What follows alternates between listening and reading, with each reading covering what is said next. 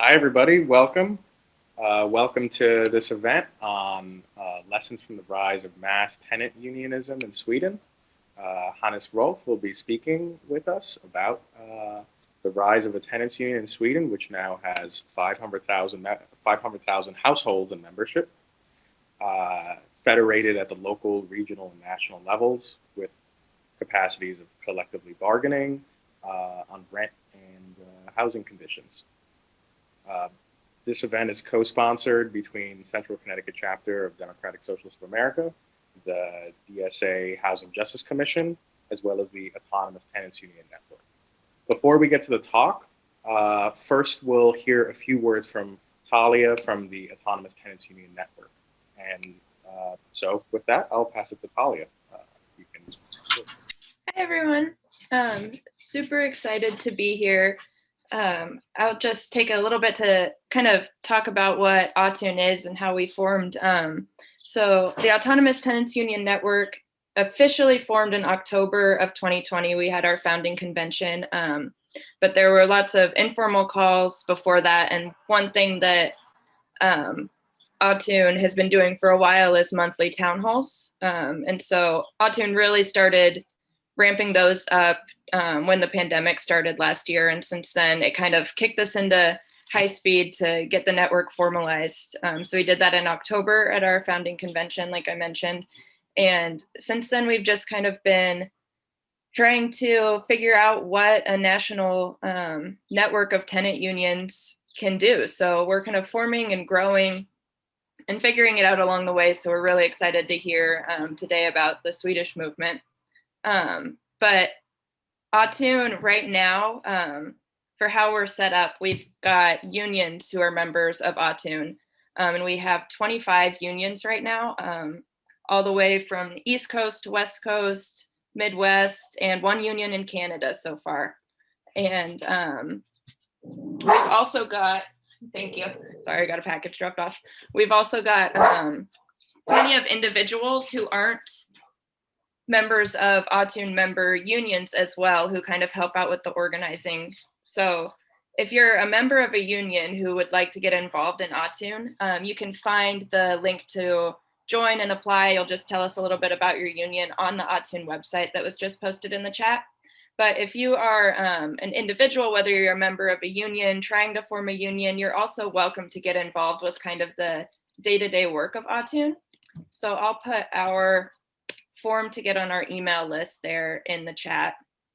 And there are all kinds of things that we're working on doing. So continuing those town halls, education. We do a lot of like outreach and connection between unions. So if unions reach out and they want to get connected with somebody in a more, in a bigger union who's got the experience, we try to connect folks. And then just, yeah, overall figuring out what a national network of tenant unions can do. I think there's already coordination happening between tenants across the country who have the same landlord in different cities, and really just learning tactics from each other. So really excited to be here and learn more. And if you have questions about Autun, I have to leave about halfway through the event, but you can email us at autuntenants@gmail.com as well if you have any questions about Autun. Great, thank you for that. And everyone, again, please refer to the chat for those resources and contacts. So now we'll transition to the talk. Before then, I'll say a little bit about Hannes. Hannes Rolf has a PhD in social welfare and is affiliated with the Center for Civil Society Research, and I will probably butcher this, but I will try, at the Ersta Sköndal Brahe University College in Stockholm, and with the Institute for Housing and Urban Research. His research areas are mainly political history and social movement history, and he's especially interested in the history of the labor movement and housing. His thesis was a study of the Swedish tenants movement in the late 19th and early 20th century, and so that brings him with us today. So we'll move on to Hannes now to give the talk. Really excited. Thank you for joining us. Thank you. I'm really happy being here. I have tried to follow the obvious rise of tenant organizing in North America for the last couple of years. But so it's really interesting to be here and talk to you all, and I look forward to speaking more with you after the presentation. As Alex said, I am an academic, a historian from the beginning, even though my PhD is in social welfare. And even though I have been involved in political groups, and I am a somewhat passive member of the left party in Sweden, I have never been involved in tenant organizing myself, really. It's as I mentioned, being a tenant member of the tenants union in Sweden is not really, there's no real demands on being an active member there. But as a historian, my presentation will mainly be from the outside, as me having studied the movement, and especially the first decades of the movement. So without further ado, I think I will start my presentation, and then if you have any questions, or I think we'll take it in the end.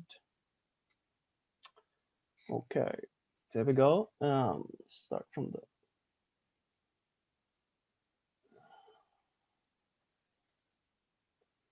Okay, I hope you can see it, everyone.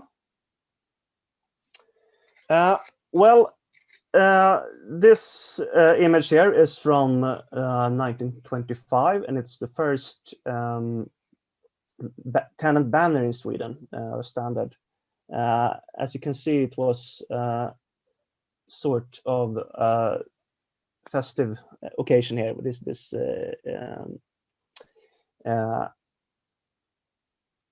party for when they had sorry, I lose my speech a bit, but the thing with the tenants movement in Sweden was that it was rooted in this sort of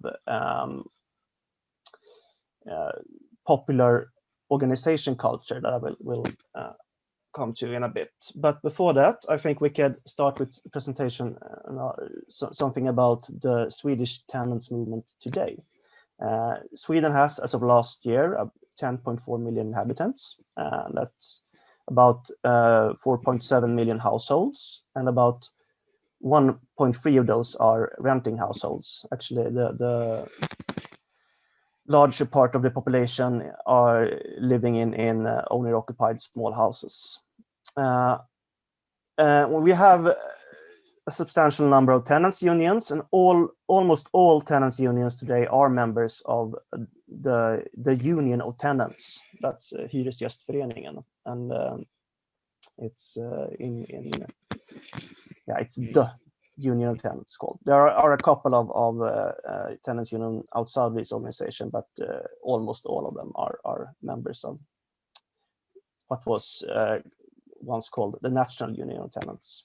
And the Union of Tenants has about 520,000 members, and most of those are household members. It's kind of hard to say, but you only need to have one member of the household as a member. So it's I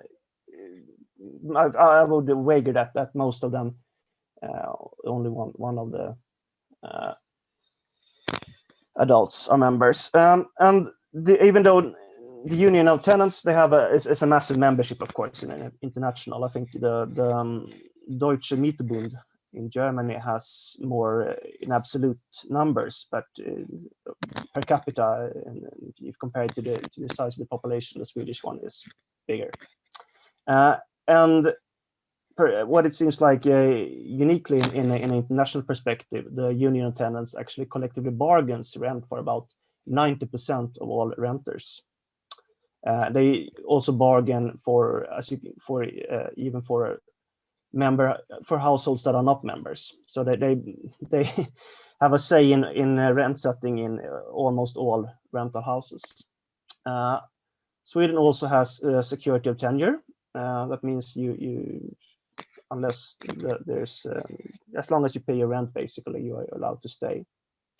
And the rents are to be set by a use value system. That's not the market value, but to And this is kind of blurry because the use value system has changed a lot over the years, but the basis is that two apartments of the same condition should have the same rent, despite where they are located.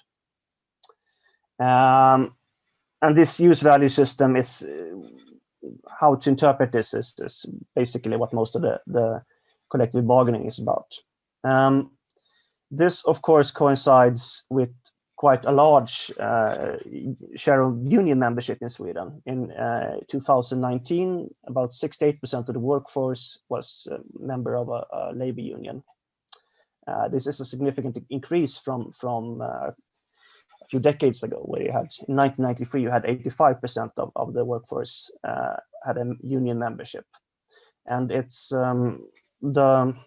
there is a difference between, because you have more white collar workers being unionized than blue collar workers percentage, and in actual numbers as well.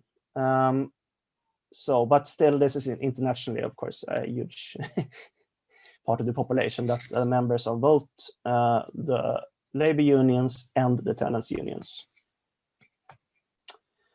And if you have some historical context, Sweden was in the 19th century a poor rural country, but at the same time it experienced quite a massive population growth, and also about 1/4 of the population migrated to the US, and mainly the US, but of course other countries as well, such as Australia and some South American countries.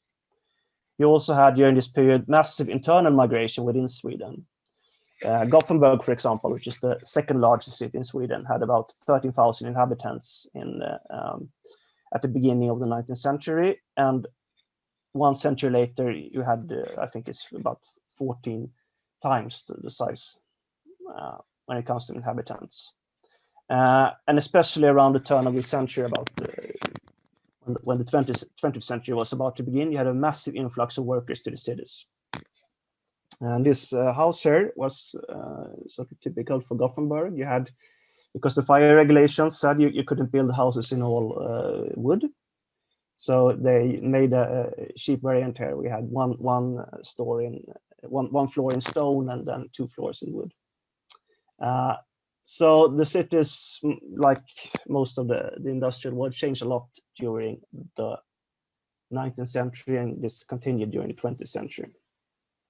And you have the Swedish, if you look at the Swedish labor movement, then you can say you had workers' organizations and cooperatives, often based on guild structures. They started during the 19th century. But you had the first trade unions in the 1870s, and this was after the guild system had disappeared. The Social Democratic Party was formed basically by the labor unions, the trade unions, and that was in 1889. You had a National Trade Union Federation in 1898, and which was also seen as an important economic organization for the labor movement, was the Consumer Cooperative Federation, KF, that was founded in 1899. So it was this movement sort of got its organizational forms and its national organizations in the late 19th century, and it was not that big of a movement by then. It was kind of small, but it was growing.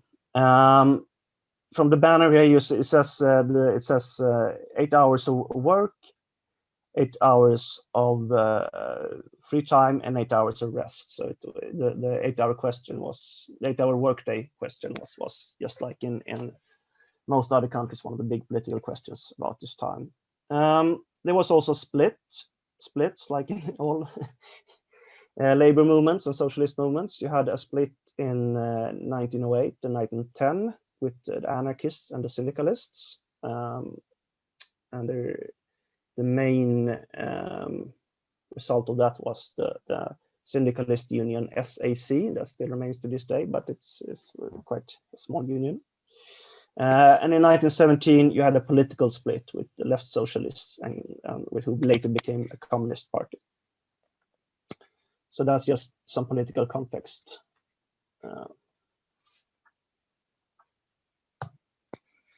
Social democracy then. There was a process from 1918 to 1921 where universal suffrage was achieved. Sweden was before this quite politically uneven and unequal. And this universal suffrage resulted in the Social Democratic Party growing quite fast, and it quickly became the largest parliamentary party in Sweden. And during the following decades, it had electoral results of about 40–50% of the vote. This has shrinked a lot in the last decades, and in the last election it had 28.3% of the vote, which is, of course, it's still the largest party, but it's losing its position quite rapidly. And at the same time, it has been predicted that it would lose its position much more, but it hasn't. So it's still a force, but it's not the force that it was. And I think this, I just did a quite quick calculation here, so it's don't quote me on this, but I think it has been in government for about 77 years of the last 100 years, often in a sort of centrist mid coalition with parties such as the Agrarian Party or which is called the Center Party today, and lately with the Green Party as well. You also have we'll have a party of left socialists, communists, and then left socialists again, who has historically had about 5 or 6% of the votes. So Labour has been quite significant in Sweden, both on organizational and political. And if we look at the tenants movement then, who should be seen as a part of the labor movement, basically, you have the earliest known Swedish tenants organization was, that I found in my research, was from 1875. It was by then not connected really to the labor movement, but it was more of a sort of liberal association, who was an organizational form that existed during this period. But there was attempts at tenants organizing during the 19th century, especially in Stockholm, which is the capital of Sweden. You also had property owners association formed during this same period. And what also happened was that a lot of these attempts at organizing tenants resulted in various forms of housing cooperatives, because the cooperative movement was quite important for these organizations. It was seen as a way to end the profit-seeking landlords and the housing shortage that existed during this period, and still exists in a way. And what happened was you had none of these organizations lasted longer than a year or so. For various reasons. But in 1907, there was a surge in the Swedish labor movement, and you had a lot of the labor unions increases membership. And at the same time, you have a surge of tenants unions that were formed in several Swedish cities. This lasted about a year or two, and then you had the general strike of 1909 in Sweden, which the labor movement lost. And there was a lot of the labor unions lost enormous amount of members, and you had people, labor strike leaders and such, who had to emigrate to the US, and this was sort of a catastrophe for the labor movement. And by that, this wave of tenants unions seems to have ended as well. There was a new organizational wave beginning in 1915, and by then the labor movement had also regained lots of the lost members from the general strike. As in most countries, at the end of the First World War, there was rent regulation in Sweden.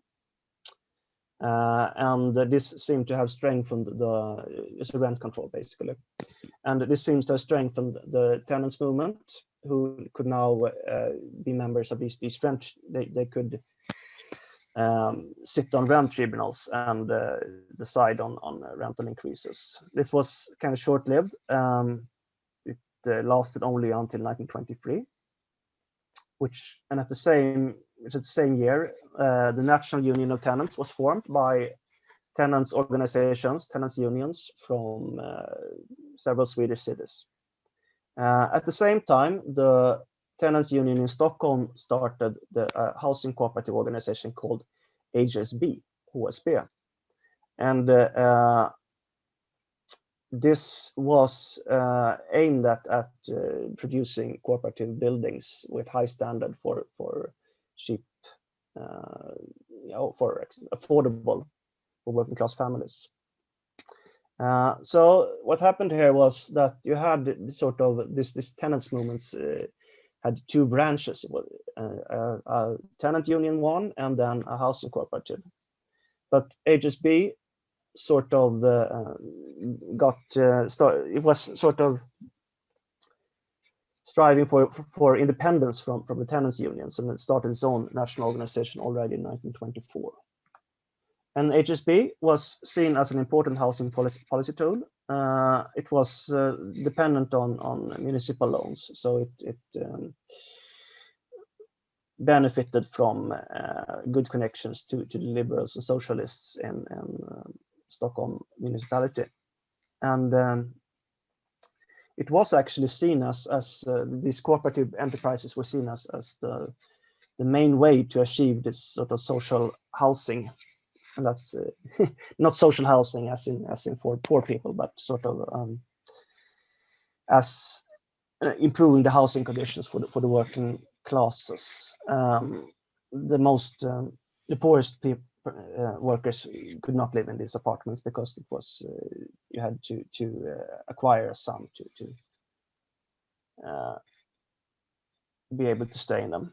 And what happened was that the HSB was quite successful. They managed to build apartments with a high standard. We had working class families having showers and bathrooms and such, which was not the norm at all. But from the 1930s and on, these municipal housing companies were, especially by Social Democrats, seen as a more effective tool for housing policy.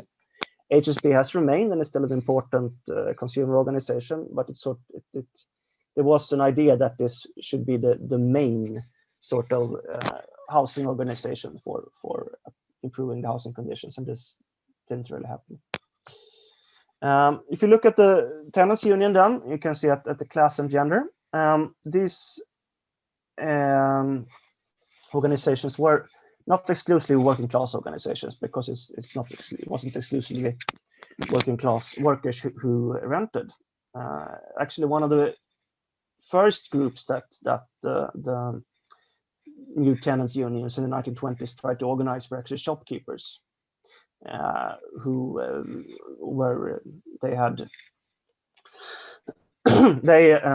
were sort of they faced the same problems with increased rents for the businesses as well, and they did manage. Some of the first sort of collective conflicts around rent were actually about shopkeepers who had increased rent by their landlords. But you had this labor movement activists were important, both the revolutionaries and reformists, labor unionists. You had there were a lot of social democrats, but there was lots of communists and syndicalists within the movement. Sorry. And also, when it comes to gender, you had it wasn't obvious that you had female activists within the movement who were important, but they were sort of marginalized. If you look at the source material that's left from these organizations, it is often about the sort of local boards, the local unions, the local tenant union boards who has left the material, and these women did not sit on the boards, but they were, so they're not that visible in the source material that's left. But if you look at these images from tenant meetings, and such as this one that was held in the staircase of a building in Gothenburg, you see a lot of women, and they seem to have played an active role. It's the same when you read these biographies, sort of, and interviews from old members. They always talk about women being activists in the local neighborhood and playing an important role. You also had this, as you still you have a family or household membership, which meant that it was often the husband who could vote at the meetings and not the wife.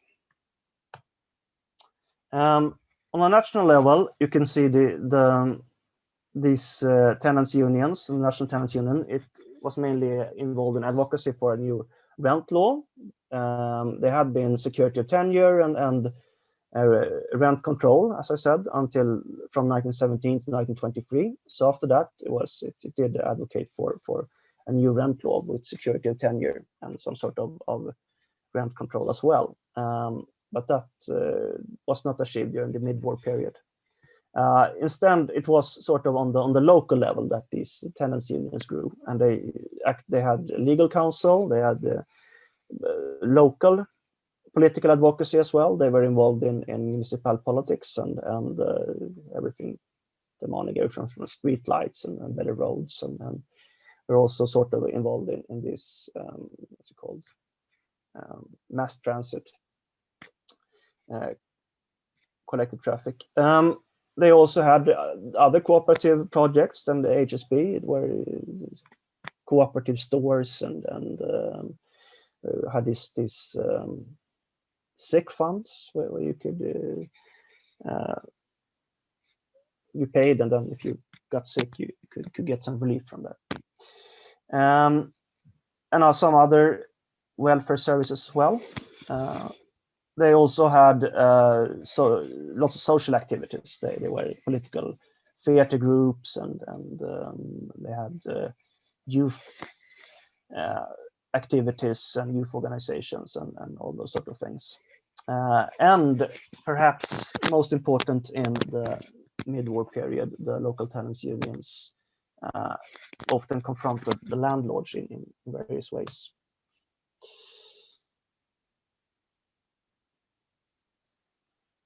I mean, they were sort of they were very active in the ordinary members' lives as well. You could have your tenant union following you to your funeral as well, as in this picture here.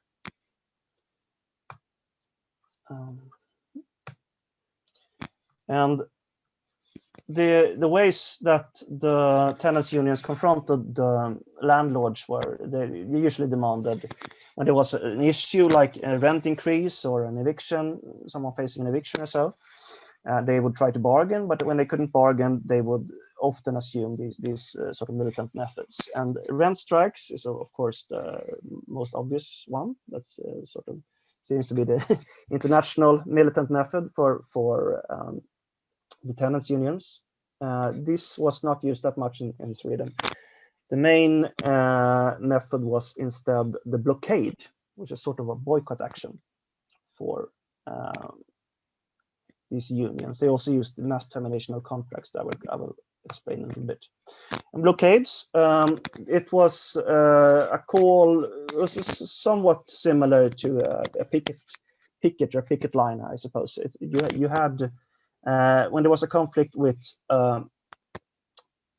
landlord, property owner, the tenants union would call a blockade. That meant that everyone was supposed to boycott the properties, and no one was supposed to rent new, to move in there, and no one was. This was also a call to the labor unions that no one was supposed to assist in moving furniture to this house or do any repairs there or renovations, and also, which is often the case, if the property owner had some other business, they would also call for boycott of these businesses as well. If it was the landlords who were shop owners were particularly vulnerable to this tactic, as they would be boycotted often by the local inhabitants. And you had a tenant press, actually, where you could when they had this list of properties who were in blockade. They used to have these notes handed out, sort of picket like, and also, of course, in order for this to be an effective way, you had to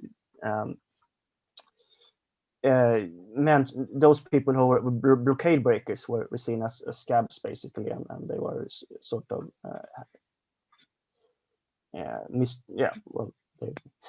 within the tenant papers, they would be called out and with names and workplaces. This is from tenant action in a blockade in 1928 in Stockholm. It says, "Do not rent, do not buy,"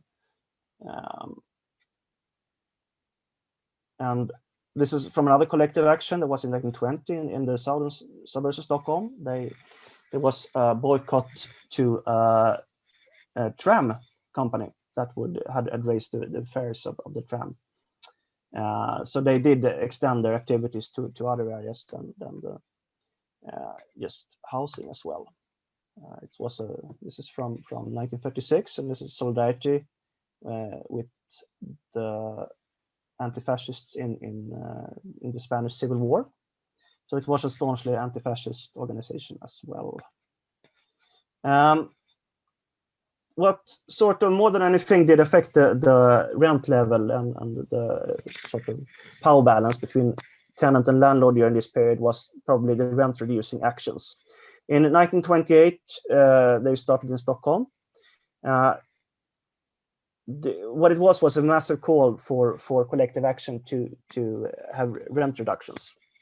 You had the local tenants unions did surveys and they did sort of investigations into especially new housing areas where they saw that the rent level was probably above what they saw as decent rent.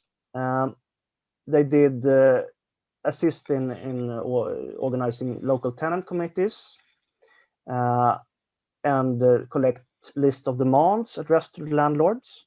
And if these demands were not met, they would the tenants would terminate their contracts en masse, and there were threats of blockades and rent strikes as well. And these actions were actually often quite successful, since it would take the landlord by surprise. I'm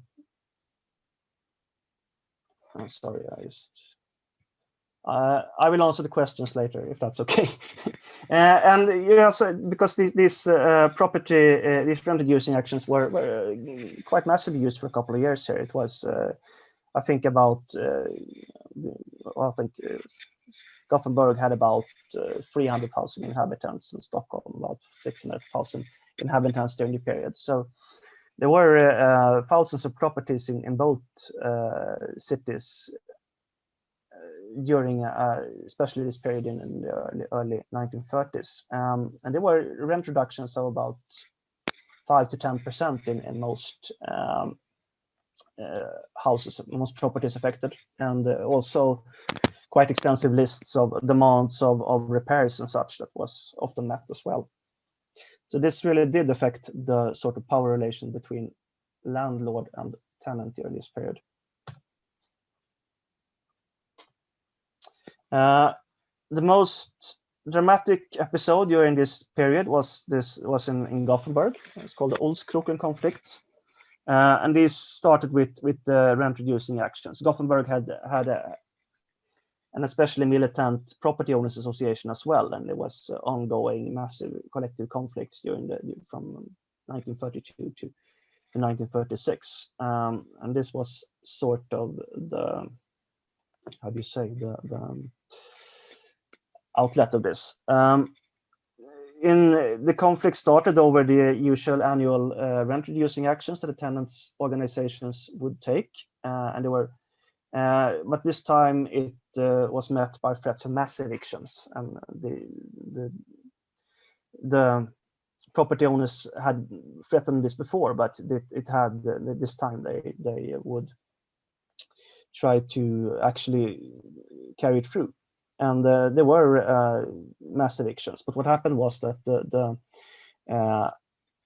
transport workers would they did their own solidarity blockade, and which meant that the evictions could only be carried out by civil servants at a very slow pace, which meant that the tenants units had time to find new apartments for the evicted tenants. And there was also nationwide solidarity campaign, and the conflict became very costly for the property owners association, ended in a sort of tenant victory. And this was sort of the end for these more militant years on the Swedish rental market. It was at the same time actually that the labor strikes. Sweden was heavily affected by strikes in the 1920s and early 1930s as well. So it sort of followed working class militancy there as well. You have on this lorry here, it says millions to the property owners, evictions for the tenants.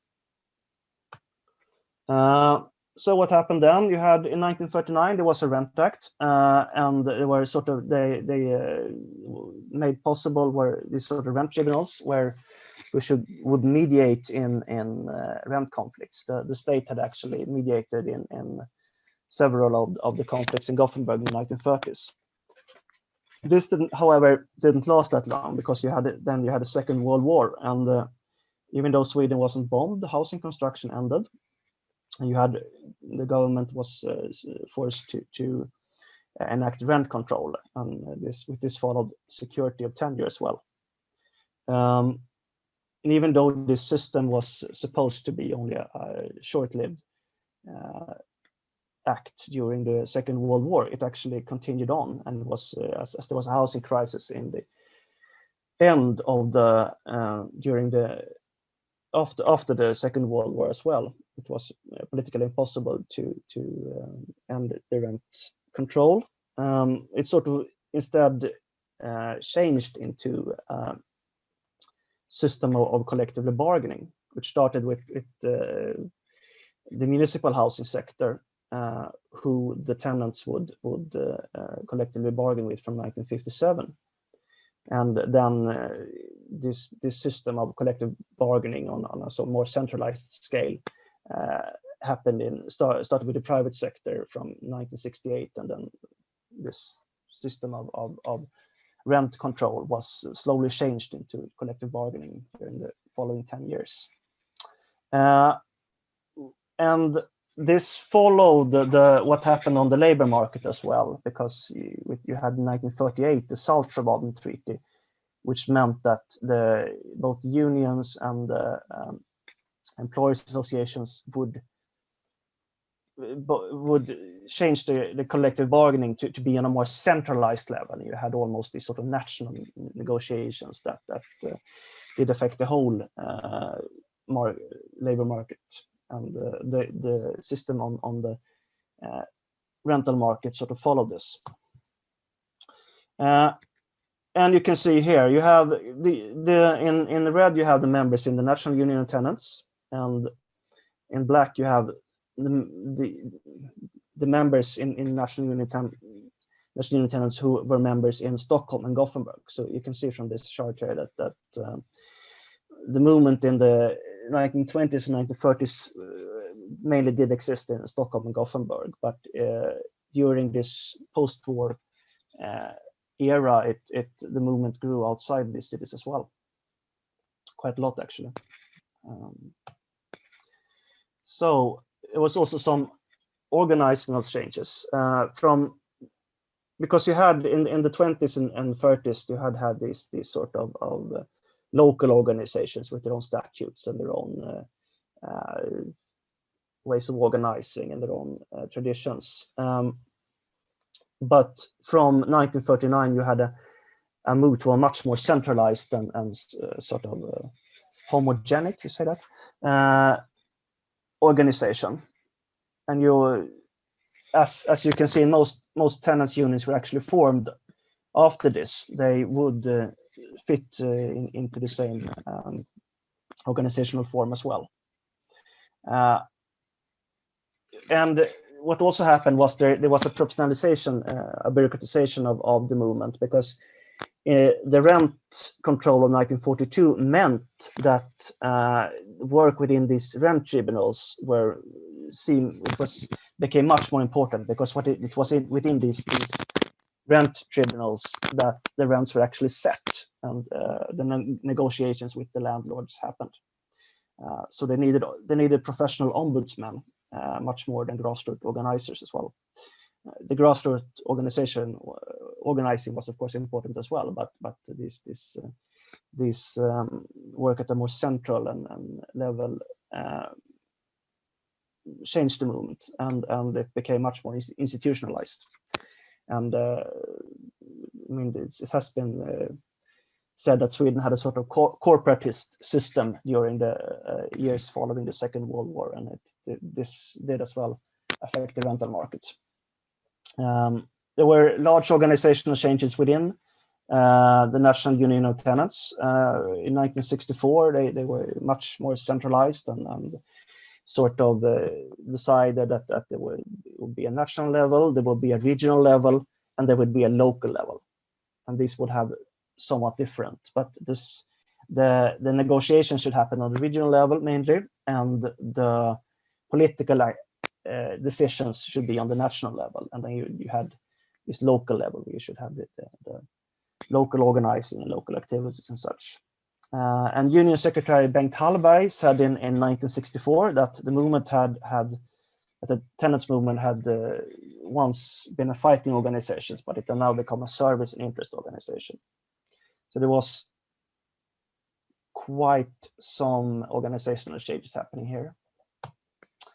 And at the same time, you have to see the vast changes to the housing market that happened in Sweden during this period.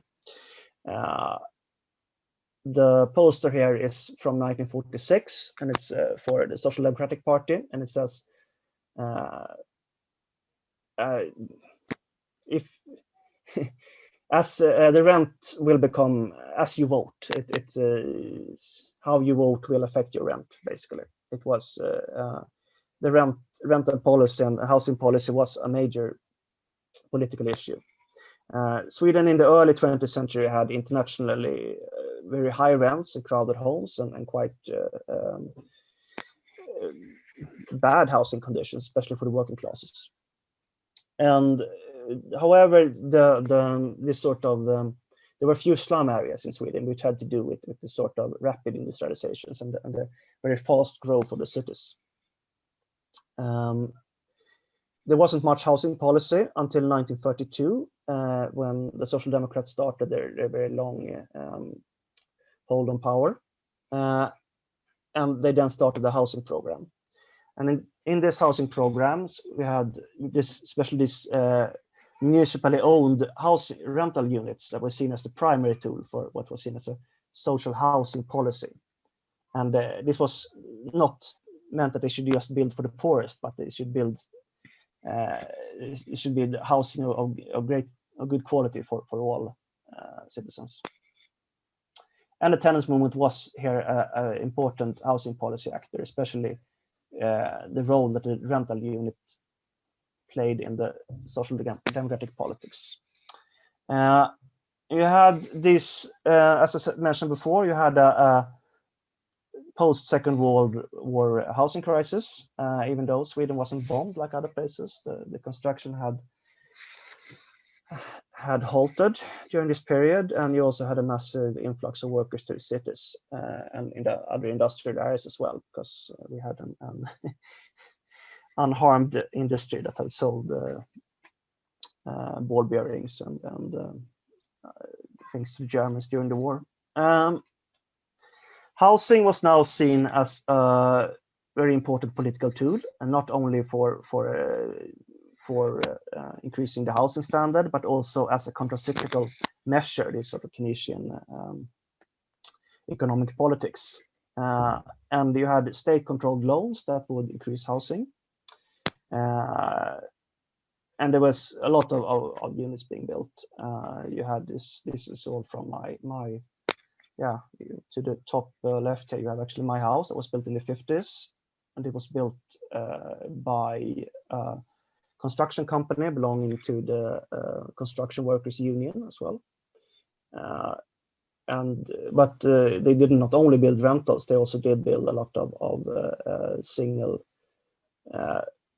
family owner-occupied homes, such as the one to the right up there, which only a couple of blocks from me as well. And housing became, as I said, a sort of main political issue, and it was a large program for the Social Democratic government. After 1959, you had a pension reform, which meant that there were a large amount of credit available for constructing houses. And you also had during this period a shift where the municipalities would buy up land, often from these sort of old estates, basically, who had belonged to the nobility. And there was this idea that the land in the cities, in the major areas, should belong to the municipality, and it should rent on a very long lease to the construction companies. So what happened was there was a shift, because the these loans, they did favor both the co-ops, but especially the municipal housing companies. So there was sort of a shift where the land increasingly became municipally owned, and the housing stock as well. It was sort of a form of socialization. The Social Democrats had sort of given up the ideas they had on socializing industry and such, but they did to a large extent socialize the housing market, and they did not do this by buying up the old private stock mainly, but instead of acquiring the land and constructing new units there. And this sort of this major period of this was during the Million Homes program, as it was called, from 1965 to 1975. Close to 1 million homes were built, and it was mainly by municipal housing companies, even though there were quite a few owner-occupied small houses as well. And you can see from the bottom right here, the sort of typical Million Homes program, which shows a couple of blocks from where I live. And I think this quote here from Hidi, 1978, is one of the best books on this Swedish history of Swedish housing policy, also British and American as well. Sort of says it all. This says, I have this blocking my URL. Okay. Sweden, with its comprehensive housing planning, now leads the Western world in the ratio of dwelling units to populations, the amenity of units, and the proportion of units built since the war. Probably also housing provision for low and moderate income groups is best in Europe. Even more remarkable to foreigners, the fact that nothing visually recognizable as a slum exists. So it was an enormous improvement in housing conditions, and this also, of course, affected the tenants organizing. Because much of this you had a political situations where you had the municipality was often social democratic control, and so you had social democrats in the municipality, and they bargained with social democrats in the tenants union as well. So you had much politically favorable situations here, and you had a sort of offensive government going for housing reforms and other reforms as well. But this was to change, unfortunately. State funds to housing was increasingly seen as an economic burden, and you had after 1992, when there was a financial crisis in Sweden, you also had a right-wing government. Housing subsidies were ended. This was not that controversial as the housing situation was actually under control. You had a surplus of housing in many areas. It was instead seen as housing increase is seen as something for the market to solve. This is sort of the turn to neoliberalism in Sweden from 1992. The same government also did change the school system so that shareholder companies could run schools with who were with a voucher system, and there's lots of other neoliberal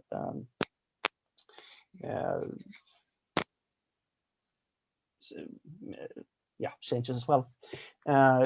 One of the things they did was to sell the large pharmaceutical state companies in Sweden, so that we by now don't have any vaccine production here, basically, which we used to have, which is unfortunate in this current situation.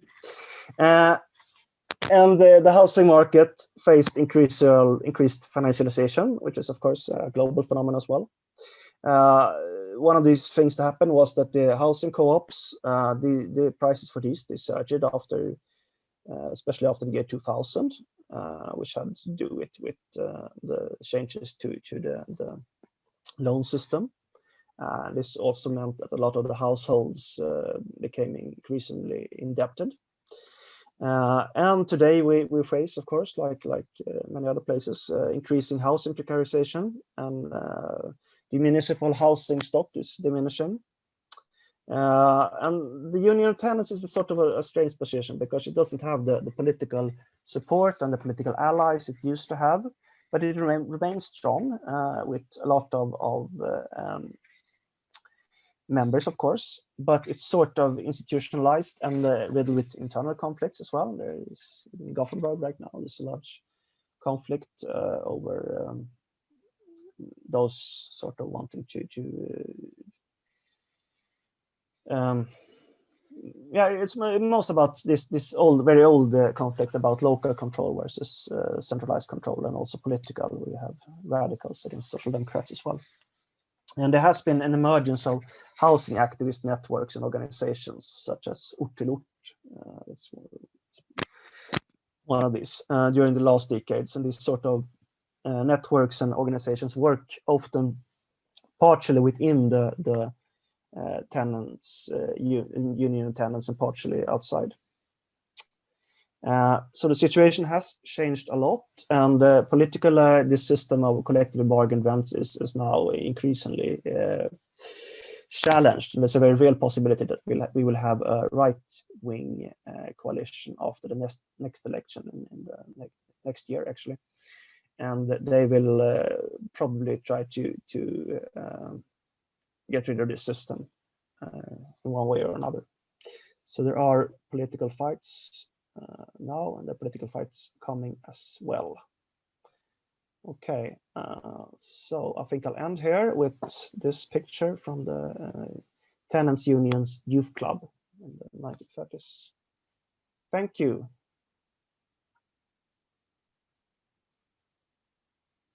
Great, thank you for that.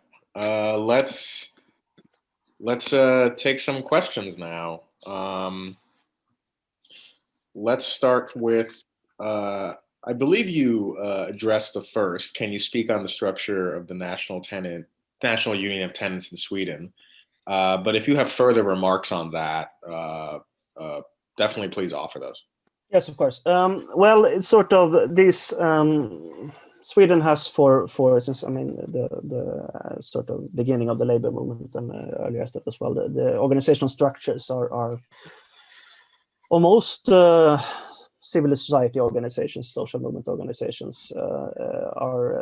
You have this organization on national level and on a regional level, and then on a more local level. Thank you. Yes. Well, the the Swedish organizational system, in most civil society organizations and organizations based in social movements are you have a national level organization, and then you have a regional level organizations, and then you have these local organizations as well. And these have historically have some different parts of the activity. You also have within Tenant's movement, there's also the need for a bureaucracy and this sort of conflict between these membership-based local democratic organizations and the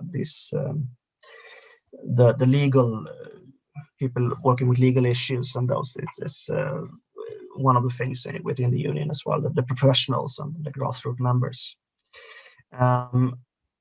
It has also during the decade changed a lot. You had when you had this municipal housing system was at its peak. You actually had these local committees as well, where you were supposed to have tenant influence, and tenants were they did some of the maintenance and local gardening and such.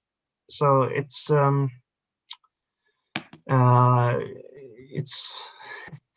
changing thing. Next, maybe with that, we can jump to another question here. How does the collective bargaining work in practice? Is it done at the property level, the landlord level, regional, etc.? It's well, it's mainly done on the local level as well. I am not an expert on the system as it works right now, but the idea is that you are supposed to when you have more than 3 tenants in a union, you're supposed to collectively bargain the rents if these tenants want that to happen, which they usually do. And if you can't reach an agreement, it goes to a rent tribunal as well. So the bargaining is mainly done at the local level, but it's since there's a standard with the use value system. It's there is as well that the bargaining with the larger companies sort of affect the other ones as well. It used to be that the municipal housing companies were supposed to be norm setting for the rents in the private sector as well. Do you have a hypothesis on why rent strikes weren't used much in Sweden? Is that compared to other countries or compared to the rate at which they used other actions?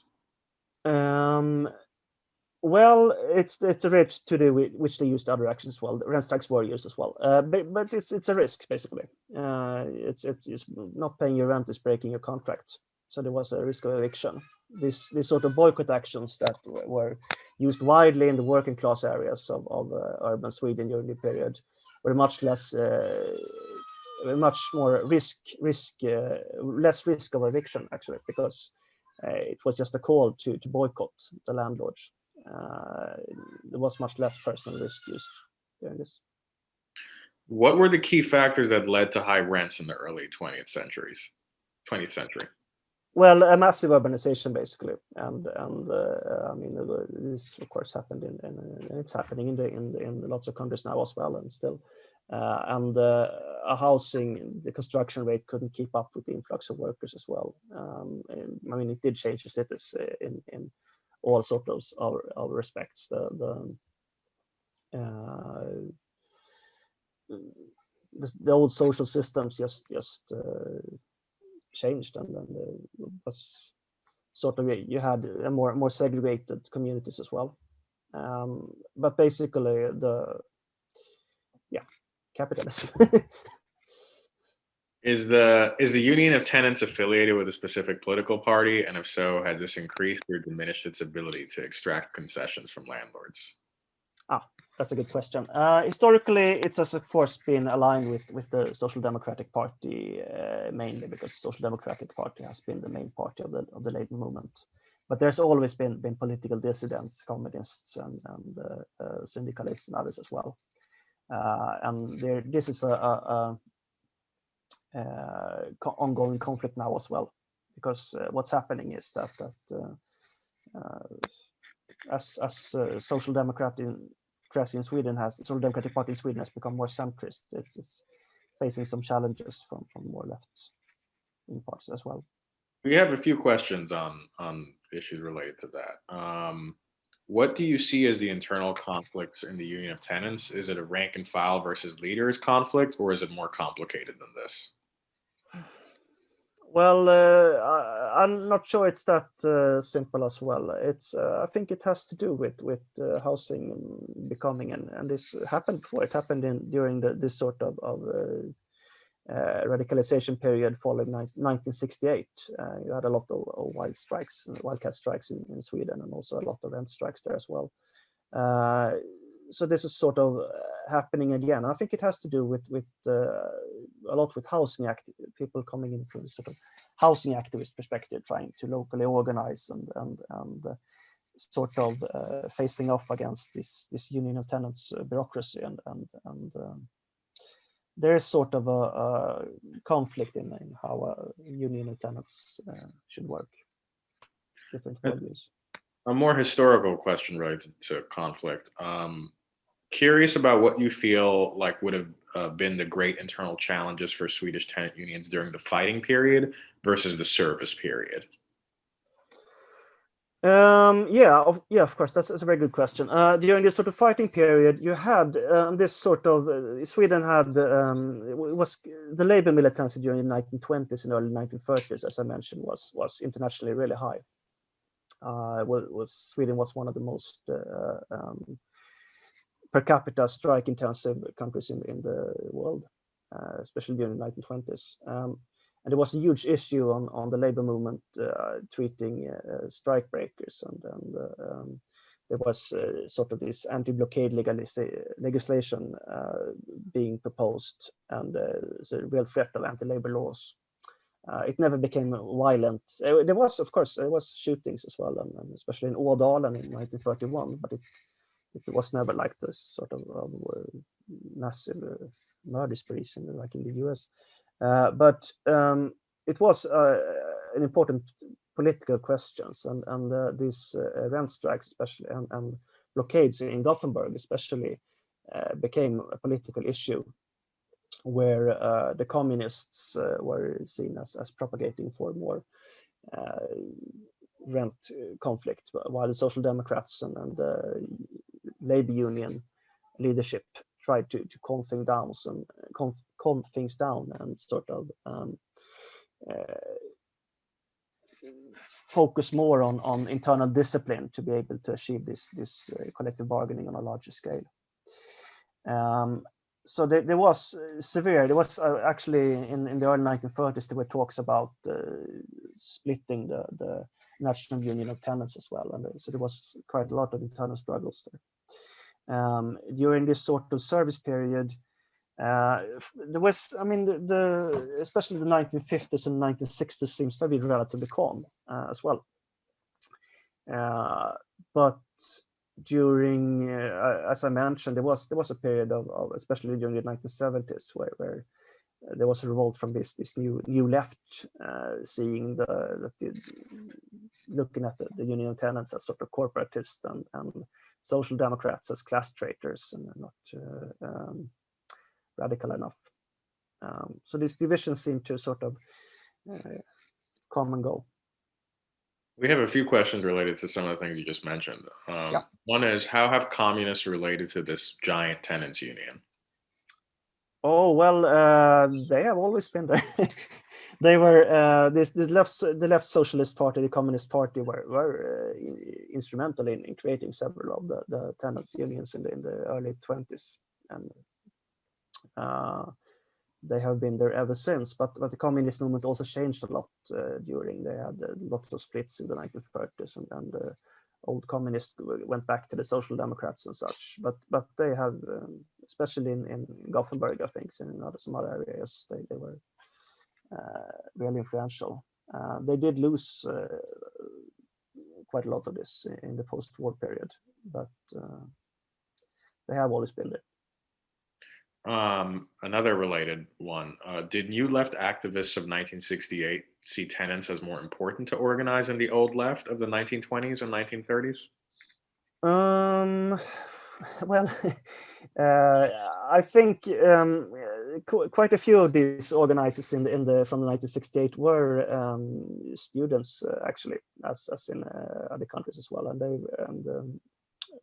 so they didn't really have access to the labor unions by that respect. Also, there was the labor unions had since the 1940s really been really anti-communist. And lots of these new left activists were members of communist parties. But I mean, there was also quite a lot of wildcat strikes in Sweden in the 1970s, especially in the some of the more famous ones were in the mining industries in the north. So there was sort of two sides of the same coin. You had militants both on the rental market and on the labor market. Great.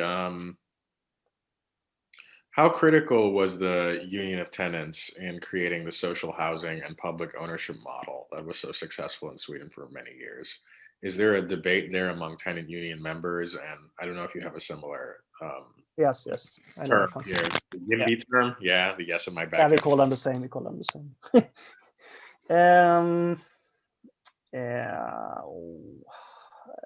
How critical? They were an important political actor. That's true, and especially in because our neighbor countries,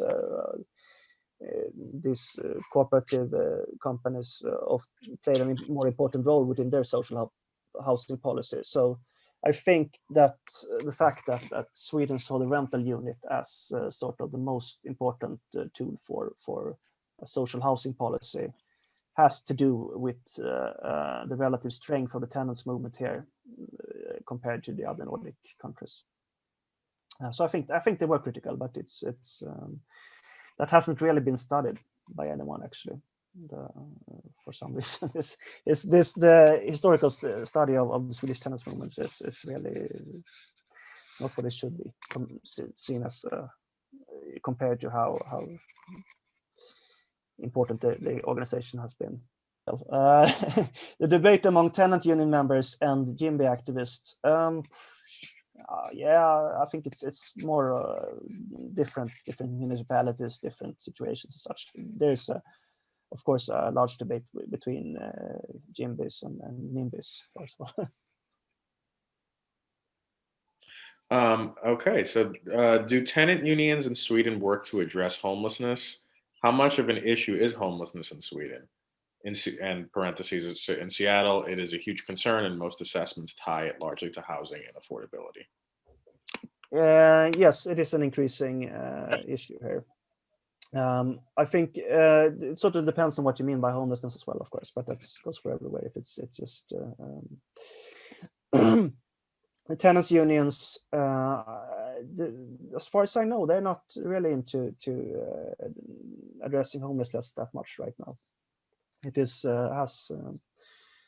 it is somewhat of an interest organizations for, of course. I mean, they do have political programs and such, but actual work on homelessness is not that much of a concern right now.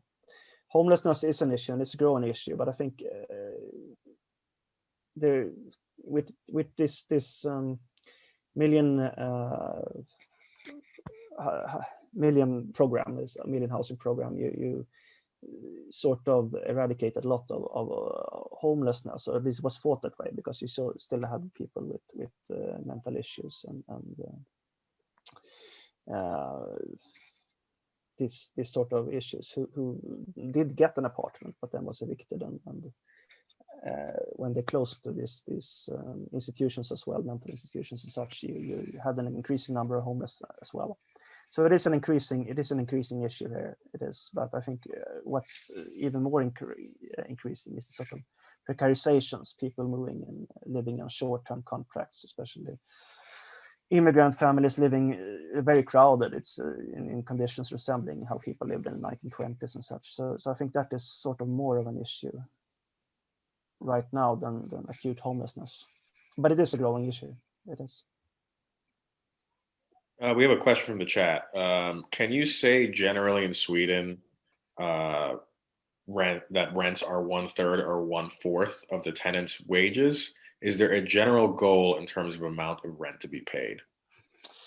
I cannot say the rent levels differ a lot between because one of the concessions the tenants union has made has been that newly constructed rental units they are bargained from a much higher level. There's also been a political decision now to actually allow market rents in newly constructed properties as well, even though it hasn't been implemented yet, but it's coming. So it's sort of, it differs a lot, and it differs between even though the use value system doesn't really allow for that, it differs a lot between different locations as well.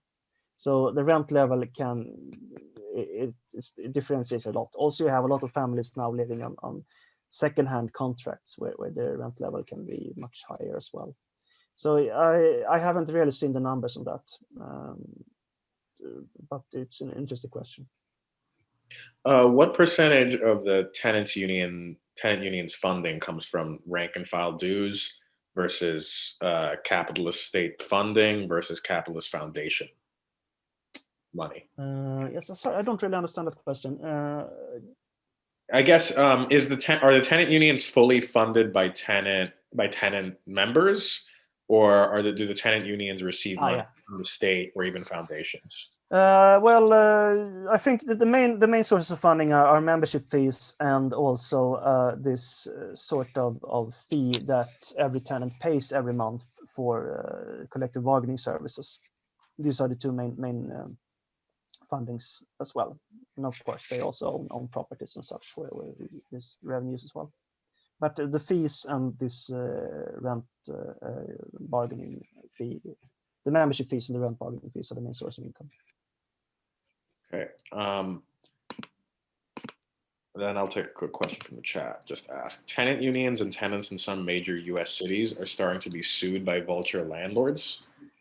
Was this a strategy used in Sweden? Was it ever successfully met? How? And I think, one example I can think of recently is or ongoing from that in Los Angeles, where there's an attempt to sue the tenants union.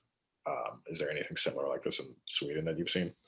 Yes, from the 1930s and 20s, there was several cases of this, and you had these blockade notes, and which they would sue the tenant union leaders for vandalism by posting blockade notes, and they would sue them for how do you say, insults to the landlord's characters and such, and they were often quite successful as well. There was some funding as well. You also had episodes of less legal ways of repression. We had landlords who would use strike breakers to attack tenant activists and such. So there was quite some repressions and attempts at that did happen there as well. Were there any successful sort of responses by the tenant unions or tenant activists? Well, I think the classic sort of system was fundraising for legal fees and for fines and such. I think that was the main way of meeting this system of repression. How many rent strikes throughout the history have you uncovered? What were the demands of the rent strikers? Rent strikes, I would say, this is just roughly, I would say about in the period I have examined, maybe 200-300. I have actually, when it comes to blockades, I have sat and looked through the tenants' newspapers in a couple of decades, and I think I don't have the number here, but it was close to about 2,000 during the period from 1920 to the last ones were actually 1955, I think, but most of these were from the 1930s. Okay, and then we have a few minutes left, but this is the last question listed here. Yeah, okay. How are homeless workers integrated into the tenants movement? Are homeless workers and previously incarcerated workers allowed to lead the tenant union?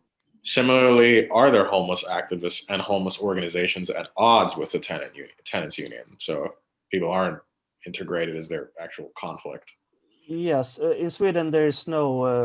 I mean, you might have issues from with getting loans and such if you have previously been blacklisted, but that's for financial transactions. But there's no difference in legal status if you've been incarcerated. That just doesn't exist.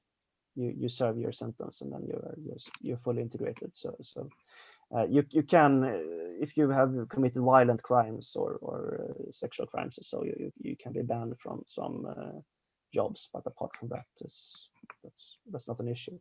I don't think the homeless workers or previously homeless workers, they sort of don't. I don't know because I haven't seen any data on this really. But I don't think they make up that such large proportion of tenant activists or tenants. It's kind of hard for me to say, actually. Sorry. Another question is, apologies if this was covered, but were blockades just eviction blockades, or were there other types? Yes, I'm sorry. Yeah, it's kind of interesting because these sort of eviction blockades are they did happen as well in Sweden. They did, and where people actually refusing an eviction. But this was more of a sort of a boycott action. The blockades in Sweden were. It wasn't a physical blockade. It was a call to boycott more. It was when you announced it in the Tenant or the labor movement press. It was sort of if a property was or a workplace was blockaded, it meant that this was by all organized workers and others as well. This was to be shunned. It was sort of it was a place where you weren't supposed to shop, you weren't supposed to work, you weren't supposed to deal with this in any way. So it wasn't a physical blockade, but it was more of a call to boycott, actually.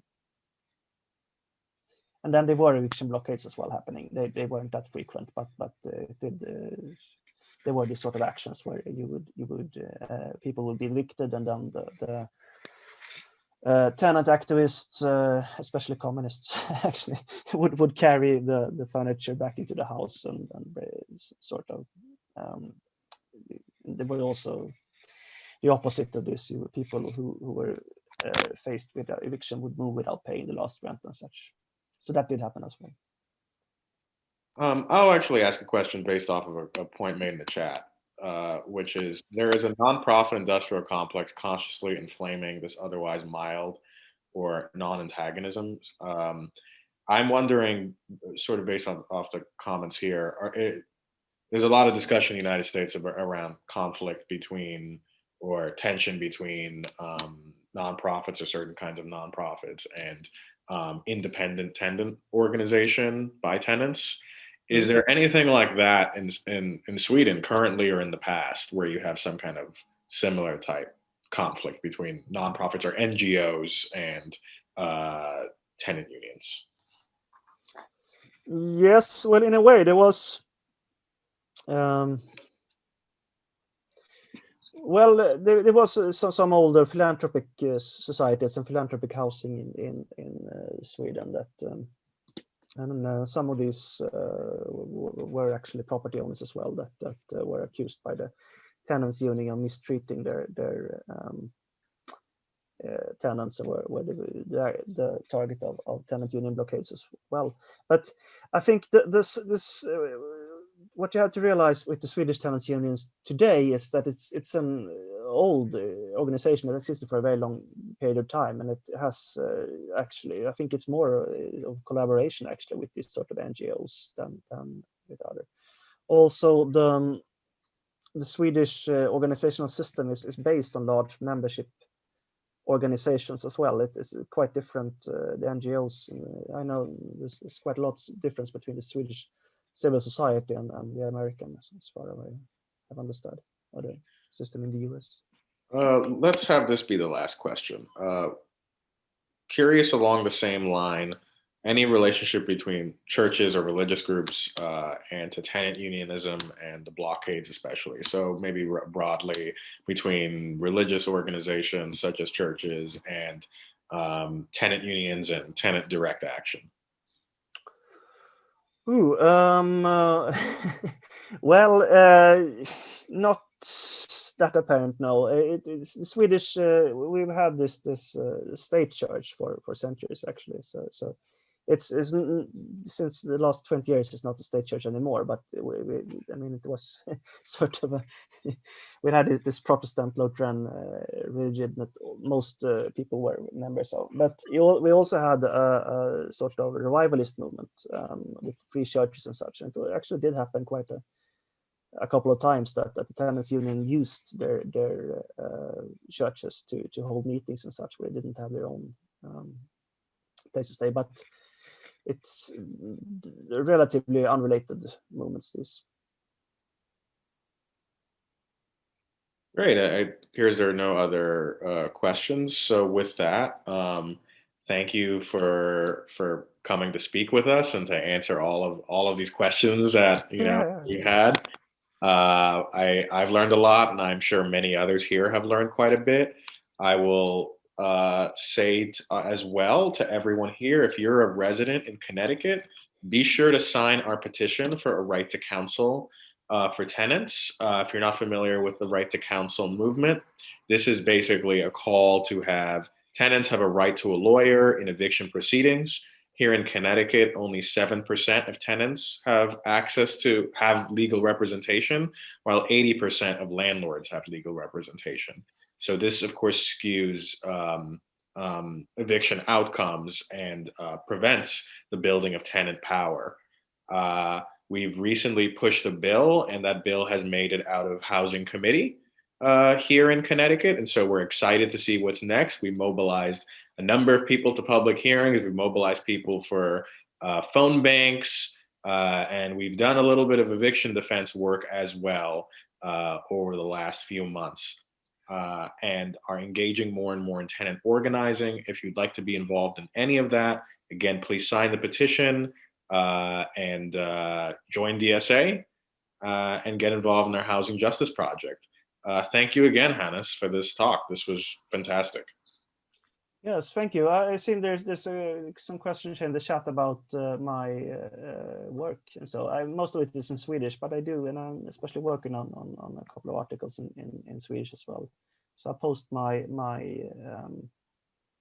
institution page here, and you're very welcome to email me if you have any further questions on any of these issues. I have my email address on this page as well. And thank you a lot. It's been an honor to present for all of you. I hope you enjoyed something. Thank you. Oh wait, I will repost. I've just reposted your contact. Thank you, and thank you everybody for attending. Yeah. Good luck with organizing. Thank you.